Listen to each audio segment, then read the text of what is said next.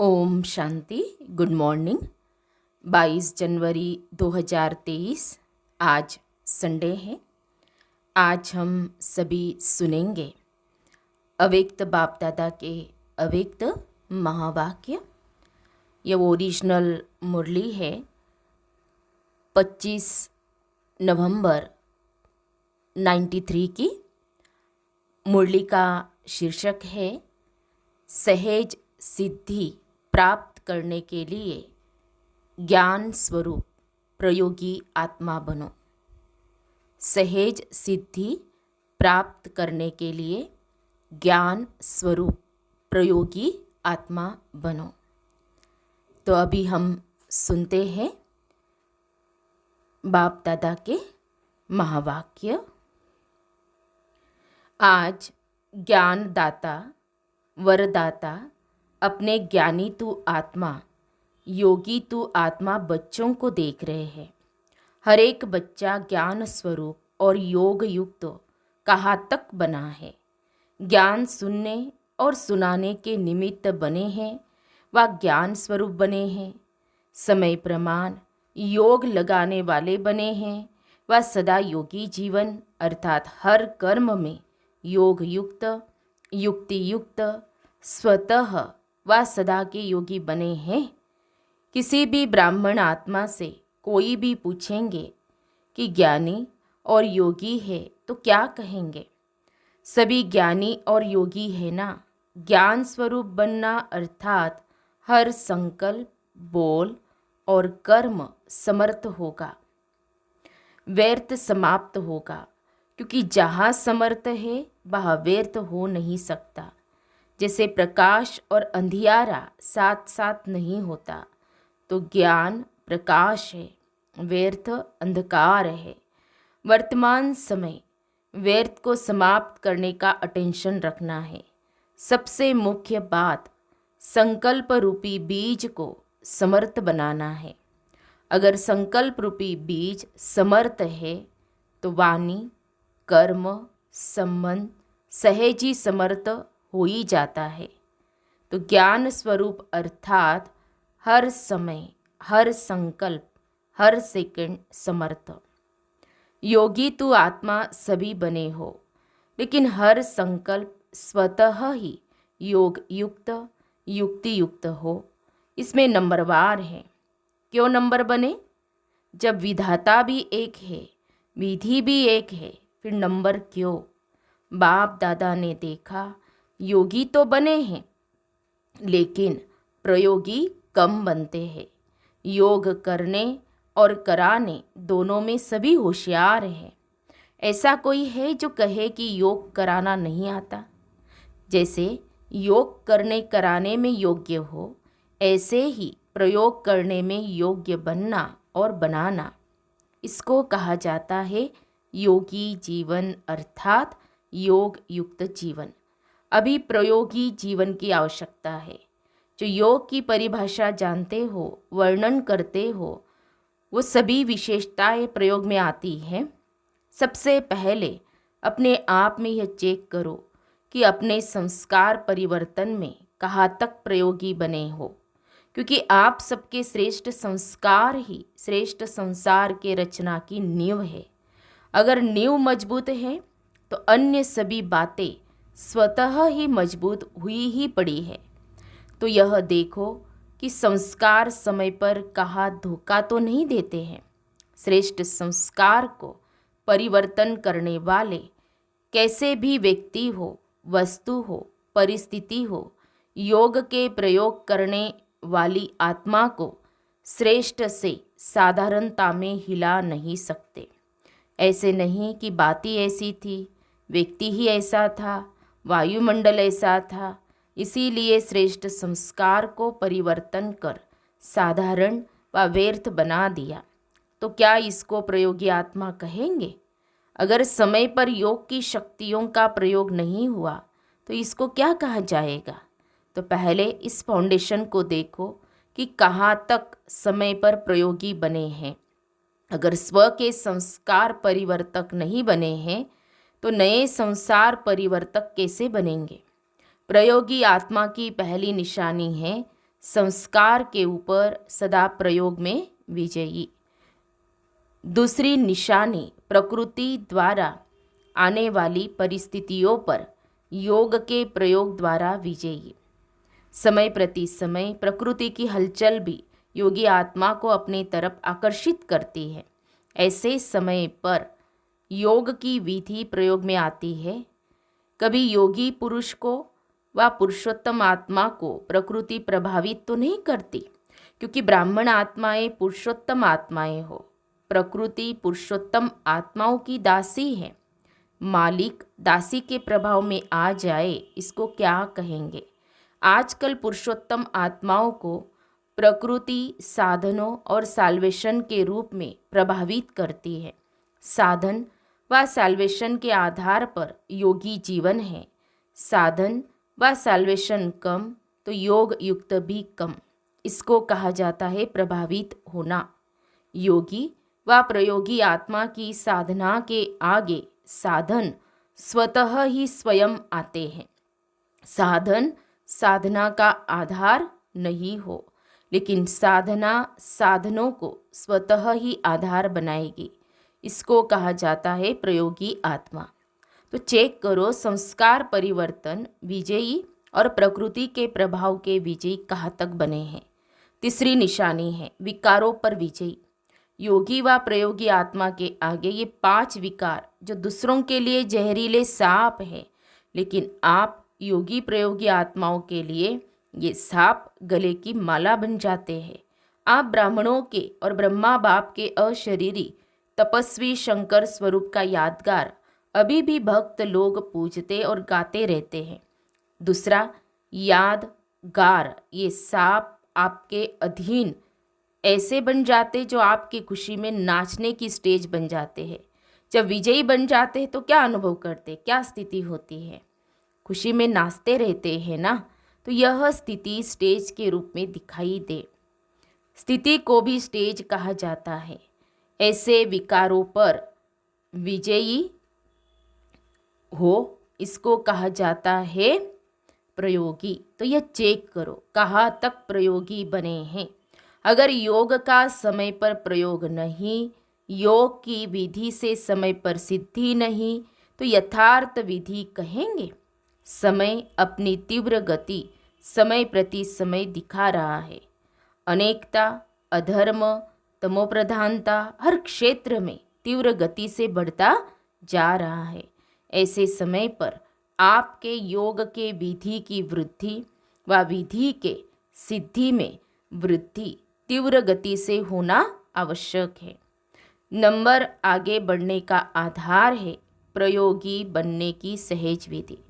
तो बाप दादा ने क्या देखा, समय पर प्रयोग करने में तीव्र गति के बजाय साधारण गति है।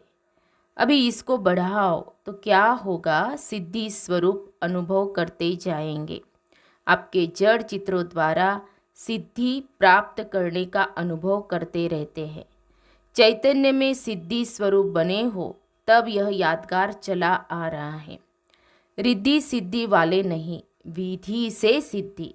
तो समझा क्या करना है सब कुछ, लेकिन समय पर प्रयोग करना और प्रयोग सफल होना, इसको कहा जाता है ज्ञान स्वरूप आत्मा। ऐसे ज्ञान स्वरूप आत्माएं अति समीप और अति प्रिय हैं।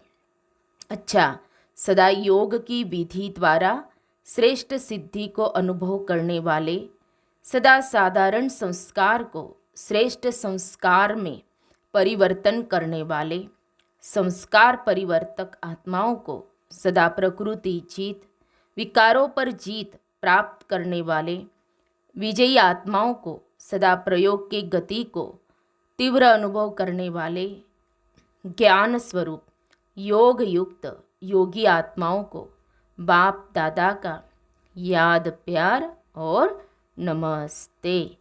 हम रूहानी बच्चों की रूहानी बाप दादा को याद प्यार और नमस्ते नमस्ते। ओम शांति, ओम शांति, ओम शांति। गुड मॉर्निंग बाप दादा, शुक्रिया बाप दादा, पद्मा पदम शुक्रिया आपका। 24 नवंबर को 2 कुमारियों के समर्पण समारोह के बाद रात्रि 10 बजे दादी ऑलराउंडर ने अपना पुराना चोला छोड़ बाप दादा की गोद ली। 25 तारीख दोपहर में उनका अंतिम संस्कार किया गया। सायंकाल मुरली के पश्चात दादियों से मुलाकात करते समय बाप दादा ने जो महावाक्य उच्चारे वह इस प्रकार के हैं। खेल में भिन्न भिन्न खेल देखते रहते हो, साक्षी हो, खेल देखने में मज़ा आता है ना। चाहे कोई उत्सव हो, चाहे कोई शरीर छोड़े, दोनों ही क्या लगता है, खेल में खेल लगता है। और लगता भी ऐसे ही है ना जैसे खेल होता है और समय प्रमाण समाप्त हो जाता है। ऐसे ही जो हुआ सहेज समाप्त हुआ तो खेल ही लगता है। हर आत्मा का अपना अपना पार्ट है। सर्व आत्माओं की शुभ भावना, अनेक आत्माओं की शुभ भावना प्राप्त होना, यह भी हर आत्मा के भाग्य की सिद्धि है। तो जो भी हुआ, क्या देखा, खेल देखा या मृत्यु देखा। एक तरफ वही अलौकिक स्वयंवर देखा और दूसरे तरफ चोला बदलने का खेल देखा। लेकिन दोनों क्या लगे, खेल में खेल। फर्क पड़ता है क्या, स्थिति में फर्क पड़ता है। अलौकिक स्वयंवर देखने में और चोला बदलते हुए देखने में फर्क पड़ा। थोड़ी लहर बदली हुई कि नहीं। साक्षी होकर खेल देखो तो वो अपने विधि का और वो अपने विधि का सहेज नष्ट मोहा होना, ये बहुत काल के योग की विधि की सिद्धि है। तो नष्ट मोहा सहेज मृत्यु का खेल देखा। इस खेल का क्या रहस्य देखा। देह के स्मृति से भी उपराम, चाहे व्याधि द्वारा चाहे विधि द्वारा, और कोई भी आकर्षण अंत समय आकर्षित नहीं करे। इसको कहा जाता है सहेज चोला बदली करना। तो क्या करना है, नष्ट मोहा सेंटर भी याद नहीं आए। टीचर्स को देखते हुए बाप दादा ने कहा, ऐसे नहीं कोई जिज्ञासु याद आ जाए, कोई सेंटर की वस्तु याद आ जाए, कुछ किनारे किया हुआ याद आ जाए। सबसे न्यारे और बाप के प्यारे, पहले से ही किनारे छूटे हुए हो। कोई किनारे को सहारा नहीं बनाना है, सिवाय मंजिल के और कोई लगाव नहीं हो। अच्छा, निर्मल शांता दादी से मुलाकात। संगठन अच्छा लगता है, संगठन की विशेष शोभा हो। सबकी नज़र कितने प्यार से आप सबके तरफ जाती है। जब तक जितनी सेवा है उतनी सेवा शरीर द्वारा होनी ही है। कैसे भी करके शरीर चलता ही रहेगा। शरीर को चलाने का ढंग आ गया है ना। अच्छा चल रहा है क्योंकि बाप की और सबकी दुआएं है। खुश रहना है और खुशी बांटनी है। और क्या काम है, सब देख देख कितने खुश होते हैं। तो खुशी बांट रहे हैं ना, खा भी रहे हैं, बांट भी रहे हैं। आप सब एक एक दर्शनीय मूर्त हो। सबकी नज़र निमित्त आत्माओं तरफ जाती है तो दर्शनीय मूर्त हो गए ना। अच्छा, फिर अव्यक्त बाप दादा की पर्सनल मुलाकात। ब्राह्मण जीवन का आधार याद और सेवा। ड्रामा अनुसार ब्राह्मण जीवन में सभी को सेवा का चांस मिला हुआ है ना, क्योंकि ब्राह्मण जीवन का आधार ही है याद और सेवा। अगर याद और सेवा कमज़ोर है तो जैसे शरीर का आधार कमज़ोर हो जाता है तो शरीर दवाइयों के धक्के से चलता है ना। तो ब्राह्मण जीवन में अगर याद और सेवा का आधार मजबूत नहीं, कमज़ोर है, तो वह ब्राह्मण जीवन भी कभी तेज चलेगा, कभी ढीला चलेगा, धक्के से चलेगा। कोई सहयोग मिले, कोई साथ मिले, कोई सरकमस्टांस मिले तो चलेंगे, नहीं तो ढीले हो जाएंगे। इसलिए याद और सेवा का विशेष आधार सदा शक्तिशाली चाहिए। दोनों ही शक्तिशाली हो। सेवा बहुत है, याद कमज़ोर है, या याद बहुत अच्छी है, सेवा कमज़ोर है तो भी तीव्र गति नहीं हो सकती। याद और सेवा दोनों में तीव्र गति चाहिए, शक्तिशाली चाहिए। तो दोनों ही शक्तिशाली है या फ़र्क पड़ जाता है। कभी सेवा ज़्यादा हो जाती, कभी याद ज़्यादा हो जाती, दोनों साथ साथ हो। याद और निस्वार्थ सेवा, स्वार्थ की सेवा नहीं, निस्वार्थ सेवा है तो मायाजीत बनना बहुत सहज है। हर कर्म में कर्म की समाप्ति के पहले सदा विजयी दिखाई देगी। इतना अटल निश्चय का अनुभव होगा कि विजय तो हुई पड़ी है। अगर ब्राह्मण आत्माओं की विजय नहीं होगी तो किसकी होगी? क्षत्रियों की होगी क्या? ब्राह्मणों की विजय है ना, क्वेश्चन मार्क नहीं होगा। कर तो रहे हैं, चल तो रहे हैं, देख लेंगे, हो जाएगा, होना तो चाहिए, तो ये शब्द नहीं आएंगे। पता नहीं क्या होगा, होगा या नहीं होगा, यह निश्चय के बोल है। निश्चय बुद्धि विजयी, यह गायन है ना। तो जब प्रैक्टिकल हुआ है तब तो गायन है। निश्चय बुद्धि की निशानी है विजय निश्चित। जैसे किसी भी प्रकार की किसको शक्ति होती है, चाहे धन की हो, बुद्धि की हो, संबंध संपर्क की हो, तो उसको निश्चय रहता है। यह क्या बड़ी बात है, यह तो कोई बात ही नहीं है। आपके पास तो सब शक्तियाँ हैं। धन की शक्ति है कि धन की शक्ति करोड़पतियों के पास है? बाबा पूछ रहे हैं बाप दादा, सबसे बड़ा धन है अविनाशी धन जो सदा साथ है। तो धन की शक्ति भी है, बुद्धि की शक्ति भी है, पोजीशन की शक्ति भी है। जो भी शक्तियाँ गाई हुई है, सब शक्तियाँ आप में है या कभी प्रायलोप हो जाती है? बाप दादा ने कहा इन्हें इमर्ज रूप में अनुभव करो। ऐसे नहीं, हाँ वो तो सर्वशक्तिमान का बच्चा, लेकिन अनुभव नहीं होता। तो सभी भरपूर हो कि थोड़ा थोड़ा खाली हो, समय पर विधि द्वारा सिद्धि प्राप्त हो। ऐसे नहीं समय पर हो नहीं और वैसे नशा हो कि बहुत शक्तियाँ हैं। कभी अपनी शक्तियों को भूलना नहीं, यूज़ करते जाओ।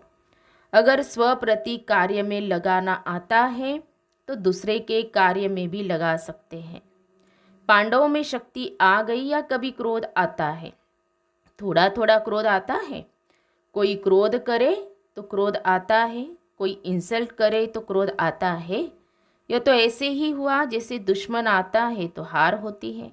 माताओं को थोड़ा थोड़ा मोह आता है। पांडवों को अपने हर कल्प के विजयपन की सदा खुशी इमर्ज होनी चाहिए। कभी भी कोई पांडवों को याद करेंगे तो पांडव शब्द से विजय सामने आएगी ना। पांडव अर्थात विजयी। पांडवों की कहानी का रहस्य ही क्या है? विजय है ना। तो हर कल्प के विजयी इमर्ज रूप में नशा रहे, मर्ज नहीं। अच्छा, दूसरा है सर्व द्वारा मान प्राप्त करने के लिए निर्माण बनो। सभी अपने को सदा कोटों में कोई और कोई में भी कोई श्रेष्ठ आत्मा अनुभव करते हो कि कोटों में कोई जो गाया हुआ है वो और कोई है या आप ही हो?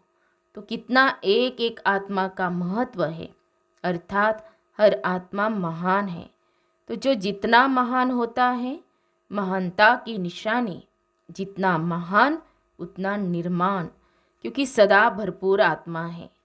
जैसे वृक्ष के लिए कहते हैं ना, जितना भरपूर होगा उतना झुका हुआ होगा, और निर्माणता ही सेवा करती है। जैसे वृक्ष का झुकना सेवा करता है, अगर झुका हुआ नहीं होगा तो सेवा नहीं करेगा। तो एक तरफ महानता है और दूसरी तरफ निर्माणता है, और जो निर्माण रहता है वह सर्व द्वारा मान पाता है। स्वयं निर्माण बनेंगे तो दूसरे मान देंगे। जो अभिमान में रहता है उसको कोई मान नहीं देते, उससे दूर भागेंगे। तो महान और निर्माण है या नहीं है, उसकी निशानी है कि निर्माण सबको सुख देगा। जहाँ भी जाएगा, जो भी करेगा वह सुखदायी होगा। इसे चेक करो कि कितने महान हैं। जो भी संबंध संपर्क में आए सुख की अनुभूति करे। ऐसे है या कभी दुख भी मिल जाता है। निर्माणता कम तो सुख भी सदा नहीं दे सकेंगे। तो सदा सुख देते सुख लेते या कभी दुख देते दुख लेते। चलो देते नहीं लेकिन ले भी लेते हो, थोड़ा फील होता है तो ले लिया ना। अगर कोई भी बात किसी की फील हो जाती है तो इसको कहेंगे दुख लेना। लेकिन कोई दे आप नहीं लो, यह तो आपके ऊपर है ना। जिसके पास होगा ही दुख वो क्या देगा, दुख ही देगा ना। लेकिन अपना काम है सुख लेना और सुख देना। ऐसे नहीं कि कोई दुख दे रहा है तो कहेंगे मैं क्या करूं, मैंने नहीं दिया लेकिन उसने दिया। अपने को चेक करना है क्या लेना है क्या नहीं लेना है। लेने में भी होशियारी चाहिए ना। इसीलिए ब्राह्मण आत्माओं का गायन है सुख के सागर के बच्चे। सुख स्वरूप सुख देवा है। तो सुख स्वरूप सुख देवा आत्माएं हो। दुख की दुनिया छोड़ दी, किनारा कर लिया, या अभी तक एक पाँव दुखधाम में है एक पाँव संगम पर है। ऐसे तो नहीं कि थोड़ा थोड़ा वह बुद्धि रह गई है। पाँव नहीं है लेकिन थोड़ी अंगुली रह गई है। जब दुखधाम को छोड़ चले तो न दुख लेना है न दुख देना है। अच्छा, फिर प्यारे बाप दादा का वरदान है उड़ती कला द्वारा बाप समान ऑलराउंड पार्ट बजाने वाले चक्रवर्ती भव। उड़ती कला द्वारा बाप समान ऑलराउंड पार्ट बजाने वाले चक्रवर्ती भव। जैसे बाप ऑलराउंड पार्टधारी है, सका भी बन सकते तो बाप भी बन सकते।